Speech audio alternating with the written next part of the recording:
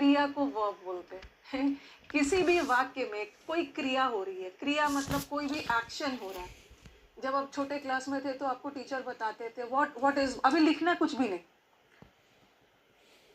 अभी लिखेंगे कुछ भी नहीं, ठीक है। पहले तो थोड़ा वर्ब में ना समझना ज्यादा है, ओके।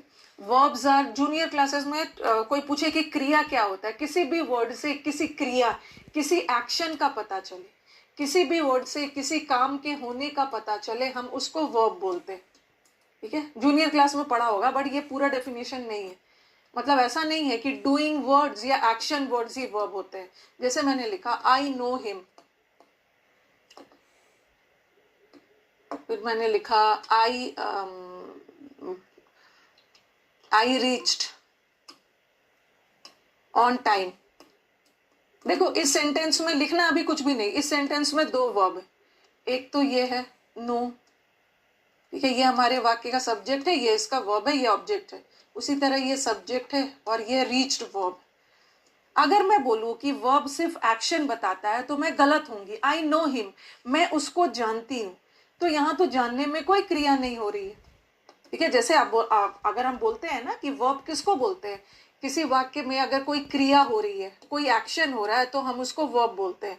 बट यहाँ तो कोई एक्शन नहीं हो रहा है, ये तो वर्ब है बट यहाँ पे कोई एक्शन नहीं हो रहा है।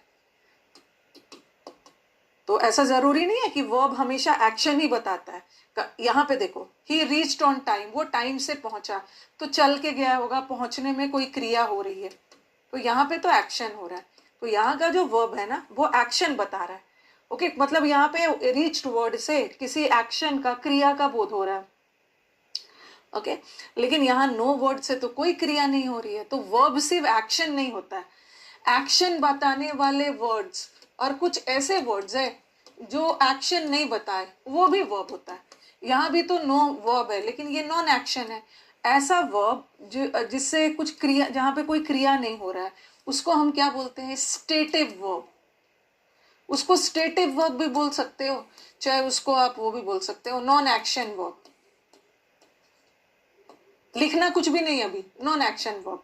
तो अब ये वर्ब का डेफिनेशन पूरी तरह से सही नहीं है ना, कि सिर्फ एक्शन बताने वाले वर्ब नहीं होते हैं, कुछ ऐसे वर्ब्स होते हैं जहाँ पे कोई एक्शन नहीं होता है बट फिर भी वो वर्ब है, तो उस वर्ब को हम नॉन एक्शन वर्ब बोलते हैं। और नॉन एक्शन वर्ब का ही दूसरा नाम है स्टेटिव वर्ब, जहाँ पे स्टेट बताया जा रहा है, कोई एक्शन नहीं हो रहा है। और यहाँ पे तो स्कूल पहुंचने में क्रिया हुई है, तो हम इसको एक्शन वर्ब बोल सकते हैं, एक्शन वर्ब बोल सकते हैं, या इसको हम बोलते हैं डायनेमिक वर्ब।